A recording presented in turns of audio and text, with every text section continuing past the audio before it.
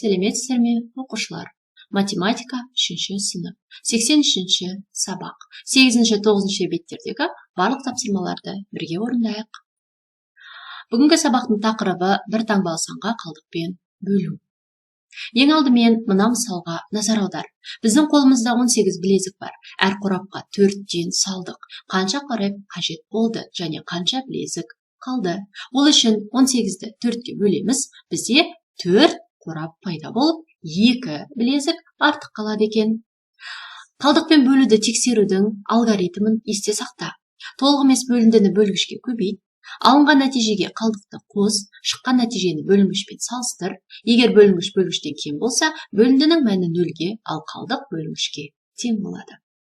Бұл ережені есте сақтау үшін келесі тапсырмаларды бірге орындайық.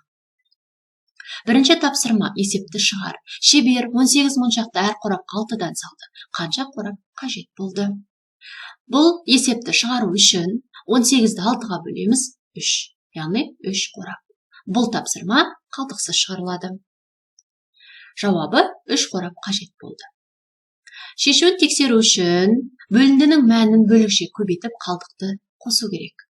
Егерде біз осы 18 моншақты 4 қорапқа бөлетін болсақ, 18-ді 4-ке бөліп, онда жауап 4, 2 қалдық шығатын еді. Ондай жағдайда 4-ті 4-ке көбейтіп, қосу 2-ге тең 18 болатындай етіп, біз тексере аламыз. Есеп дұрыс шығарылды деген тұжырым пайда болады. Есіңде болсын, қалдық қашанда бөлгіштен кіші болуы тиіс. Қалдықпен бөлу дегеніміз бір натурал санды екінші натурал санға бөлгенде қалдығы 0-ге тең болмайтын, бірақ қалдық үнемі бөлгіштен кіші болатын сан. Екінші А тапсырма. Суреттерін салып есептерді шығар. Ағайынды 2 балаға 10 жаңғақты теңдей бөліп беру керек. Олардың әрқайсына қанша жаңғақтан тиеді? Қанша жаңғақ қалады?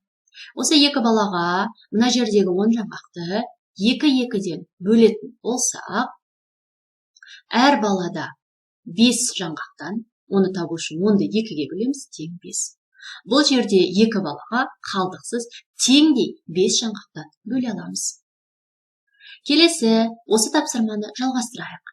Дәл сол 10 жаңғақты енді ағайынды 3 балаға бөліп беретін болсақ, 2-2-ден береміз, одан кейін 1-1-ден бөліп беретін болсақ, әр балада 3 жаңғақтан болады.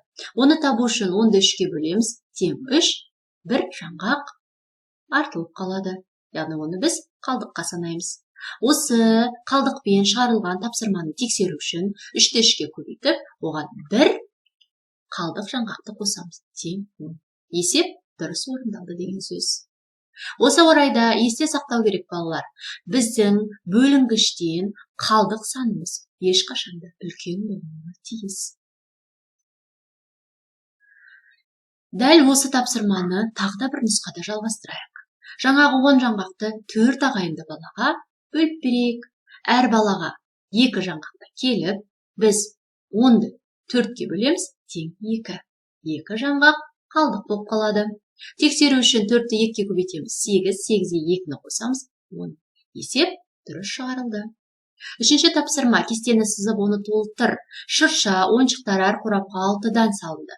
Қанша қорап қажет болатынын және қанша ойыншық қалатынын анықта.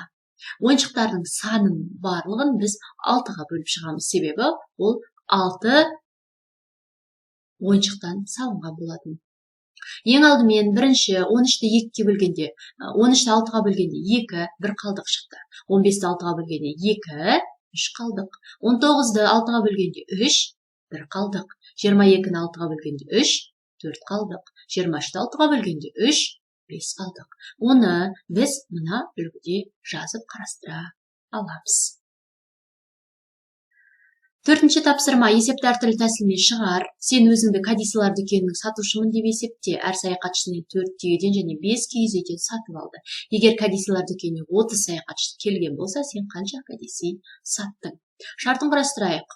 түйе кәдесейі 4-еу, киіз үй кәдесейі 5-еу, саяхатшыдан 30, қанша кәдесей сатқаның белгісіз. Шешуін екі түрлі тәсілмен шығарамыз. Бірінші тәсіл 4-ке 5-ті жақшаның ішіне қосып алып 30-ға көбейтеміз. 4-ке 5-ті қосқанда 9, 9-ға 39 көбейткенде 270. Екінші тәсіл жеке-жеке көбейтіп алып барып қосамыз. 4 көбейтілген 30 қосылған 5 көбейтілген 30. 4 жерде 30-ы 120, 5-ті 30-ға көбейтсек 150. Екеуін қосқанда 270. Егер кәдесыйлар дүкеніне 30 саяхатшы келген болса, сен 270 кәдесый саттың деген сөз. Осы тапсырманы әрі қарай өзің деректерін өзгертіп, қайтадан шығарып көр. Сен өзіңді кәдесыйлар дүкенін сатушымын деп есепте, әр саяхатшы сенен 6 түйеден және 3 киіз үйден сатып алды. Егер кәдесыйлар дүкеніне 40 саяхатшы келген болса, сен қанша кәдесый саттың? Балалар, бұл жердегі деректерді өзің басқаша нұсқада өзгерте аласың. Шартын құрастырайық. Түйе 6, киіз үй 3, саяхатшы 40. Қанша саттың белгісіз. Бірінші тәсіл дәл жаңағыдай 6 қосылған 3 көбейтілген 9.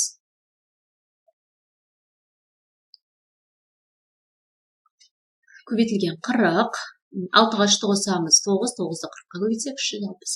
Екінші тәсілі 6-ны 40-қа көбейтеміз, қосылған 3-ті 40-қа көбейтеміз. 6-ны 40-қа көбейтсек 240, 3-ті 40-қа көбейтсек 120. Тең 360. Егер кәдесыйлар дүкеніне 40 саяхатшы келген болса, сен 360 кәдесый саттың деген сөз. 5-ші тапсырма қалдықпен бөлуді орында және оны тексер. 30 бөлінген 4, бізде 7, 2 қалдық шығады. 10 бөлінген 3, 1 қалдық шығады. 35 бөлінген 6, 5 қалдық. 20 бөлу 7, 2, 6 қалдық. 60 бөлінген 9, 6 қалдық. 69 бөлінген 8, 5 қалдық. 50 бөлінген 8, 6 және 2 қалдық. 17 бөлінген 3, 5, 2 қалдық шығады. Бұл жерде өзің тексеруін орындап көр. Мысалға 17 бөлінген 3 тең 5, 2 қалдықты шығарып көрейік.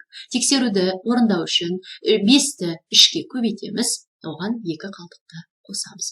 3 жерде 5, 15, 15-ке 2-ні қоссам 17. Есеп дұрыс шығарылды. Осы үлгіде өзің жалғастырып тексерулерін жазып ал. Соңғы 6-шы тапсырма амалдардың орындалу ретін анықта, өрнектерді баған түрінде жазып оларды есепте. Бірінші өрнекке назар аударайық. Жақшанышын бірінші орындап аламыз. 219-дан 51-ді азайтамыз. 168, 124-ке 168-ді қоссақ 292. Келесі өрнекте жақшаныш ішінде бірінші қосуда азайтуда болғандықтан бірінші қосуда орындап аламыз. 156-ға 187-ні қосқанда 343, 343-тен 97-ні азайтқанда 246, 906-дан 246-ны азайтқанда 660. Келесі өрнекте дәл солай жақшанышы бірінші қосылама орындалады. 218 қосылған 108, 326, 1000-ны 326-ны алсаң 674. Төртінші өрнек. 200 қосылған 120 жақшанышын орындап аламыз. 320-дан кейін бөлу орындалады. 320-ны 4-ке бөлеміз 80, 927-ден 80-ді азайтсақ 847. 67 қосылған 9 көбейтілген 4 бөлінген 3 жақша ішінде 9 көбейту 4 бірінші орындалады. 36, 36-ны 3-ке бөлеміз 12, 67-ге 12-ні қоссақ 79.